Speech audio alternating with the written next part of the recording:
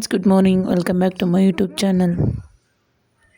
ಇವತ್ತು ಅಮಾವಾಸ್ಯೆ. ಮನೆಯಲ್ಲೆಲ್ಲ ಪೂಜೆ ಮಾಡಿ ಮನೆಯೆಲ್ಲ ಕ್ಲೀನಿಂಗ್ ಮಾಡಿ ಇಲ್ಲಿ ಮುನೇಶ್ವರ ಪೂಜೆ ಮಾಡೋಣ ಅಂತ ಬಂದಿದ್ದೀನಿ.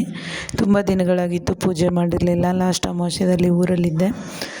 ಪ್ರತಿ ಸೋಮವಾರ ಪೂಜೆ ಮಾಡೋಕ್ಕೆ ಬರಲ್ಲ, ಈಗ ಅಮಾವಾಸ್ಯೆ ದಿನ ಅಷ್ಟೇ ಬರ್ತೀನಿ. ಸೊ ತುಂಬ ಧೂಳಾಗಿತ್ತು, ಎಲ್ಲ ನೀಟಾಗಿ ಕಸ ಗುಡಿಸಿ ನೀರು ತಂದಿದ್ದೆ, ನೀರಿಂದ ಒರೆಸಿ ಇವಾಗ ಪೂಜೆ ಮಾಡಿ ರಂಗೋಲಿ ಹಾಕ್ತಾಯಿದ್ದೀನಿ. ಜಸ್ಟ್ ಪೂಜೆ ಮಾಡಿಬಿಟ್ಟು ದೀಪ ಹಚ್ಬಿಟ್ಟು ಹೋಗ್ತೀನಿ ಅಷ್ಟೇ.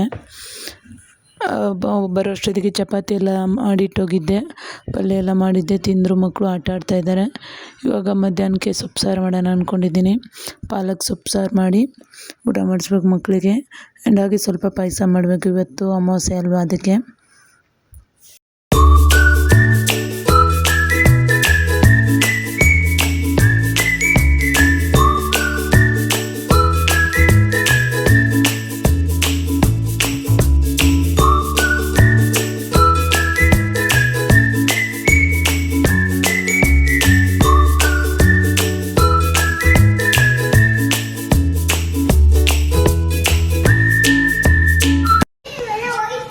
ಬರುತ್ತೀರು? ಅಯ್ಯೋ, ಅಷ್ಟೊಂದು ಮಳೆ ಬತ್ತಾ? ಮ್ಯಾಂಗೋ ತಿನ್ನಮ್ಮ, ಚೆನ್ನಾಗೈತೆ ಮ್ಯಾಂಗೋ.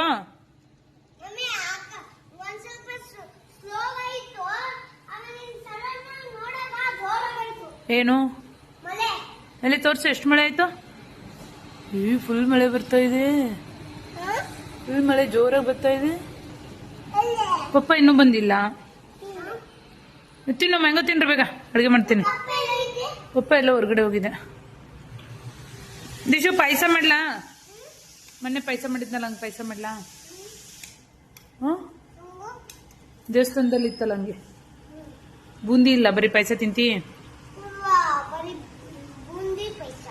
ಇರು, ಹಂಗಾರ ಅಪ್ಪಂಗೆ ತರ ಕೇಳ್ತೀನಿ.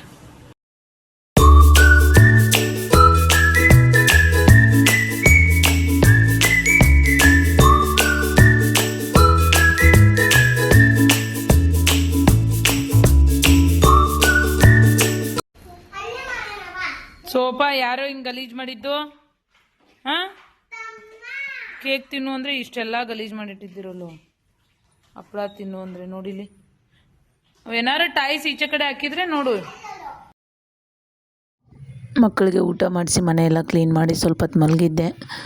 ಇವಾಗ ಎದ್ದೊಂದು ವೀಡಿಯೋ ಮಾಡೋದಿತ್ತು, ವೀಡಿಯೋ ಮಾಡಿಬಿಟ್ಟು ಈಗ ಟೀ ಮಾಡ್ಕೊಂಡು ಕುಡಿತಾ ಇದ್ದೀನಿ. ಅವರಿದ್ದರೆ ಮತ್ತೆ ಮನೆ ಗಲೀಜು ಮಾಡ್ತಾರೆ. ಎಷ್ಟು ಮನೆ ಗಲೀಜು ಮಾಡ್ತಾರೆ ಅಂದರೆ, ಸ್ಕೂಲ್ ರಜೆ ಇದೆ, ದೊಡ್ಡ ಮನೆ ನಂಗಂತೂ ಕ್ಲೀನ್ ಮಾಡಿ ಮಾಡಿ ಸಾಕಾಗೋಗ್ಬಿಟ್ಟಿದೆ. ಟೀ ಮಾಡ್ಕೊಂಡು ಕುಡಿಯೋಷ್ಟೊತ್ತಿಗೆ ಎದ್ಬಿಡ್ತಾರೆ, ಮತ್ತು ಅದೇ ಕತೆ. ನನಗಂತೂ ಸ್ಕೂಲ್ ಯಾವಾಗ ಸ್ಟಾರ್ಟ್ ಆಗುತ್ತಪ್ಪ ಅನಿಸ್ಬಿಟ್ಟಿದೆ. ಇವ್ರು ನೋಡಿಕೊಂಡು ಸಾಕಾಗೋಗಿದೆ.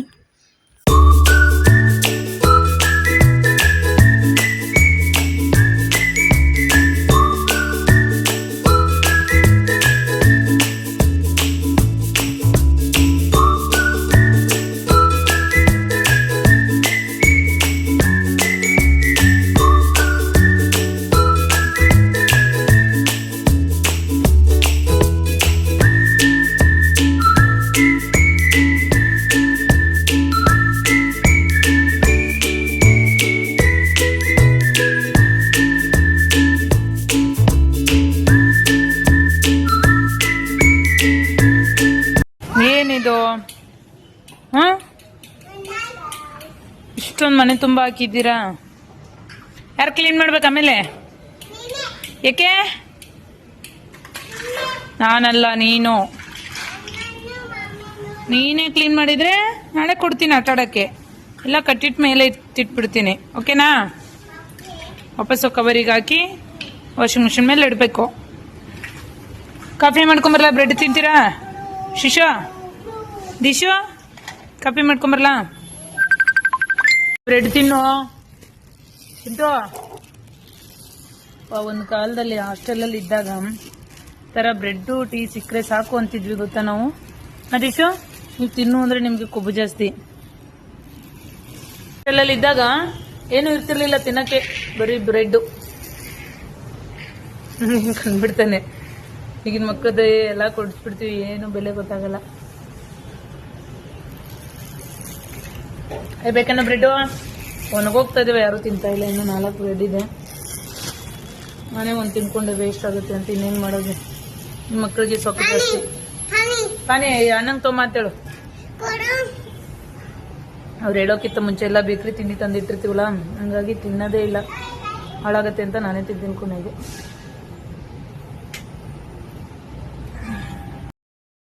ಹಾಗೆ ನಮ್ಮ DS ಕಲೆಕ್ಷನಲ್ಲಿ ತುಂಬ ಹೊಸ ಸಾರಿನ ತರಿಸಿದ್ದೀನಿ. ಡೈಲಿ ಒಂದೊಂದು ವೀಡಿಯೋ ಮಾಡಿ ಹಾಕ್ತಾ ಇರ್ತೀನಿ. ಪರ್ಚೇಸ್ ಮಾಡ್ಬೋದು, ವಾಟ್ಸಪ್ ನಂಬರ್ ಹಾಕಿರ್ತೀನಿ. ಆ್ಯಂಡ್ ಮೀಶೋಯಿಂದ ಪರ್ಚೇಸ್ ಮಾಡೋದಾದರೆ ಮೀಶೋ ಲಿಂಕ್ ಕೂಡ ಹಾಕ್ತಾಯಿದ್ದೀನಿ.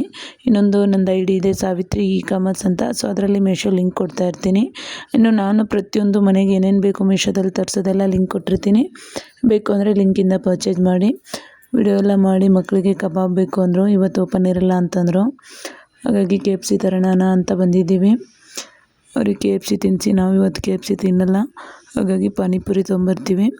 ಪಾನಿಪುರಿ ತಿಂತಾಯಿದ್ದೀನಿ. ಪಾನಿಪುರಿ ತಿಂದು ಅವರಿಗೆ KFC ತೊಗೊಂಡು ಹೋಗ್ಬೇಕು ಪಾರ್ಸಲು, ಮನೆಗೆ ಹೋಗಿ ತಿನ್ನಿಸ್ಬೇಕು. ಎಷ್ಟು ಜನ?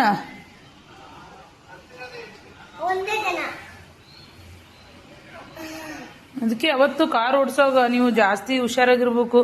ನೀವು ಹೆಂಗಪ್ಪ ಪಾಪ್ಕಾರ್ನ್ ಹೆಂಗ್ ಸಿಡಿತಾವ ನೋಡೋಣ.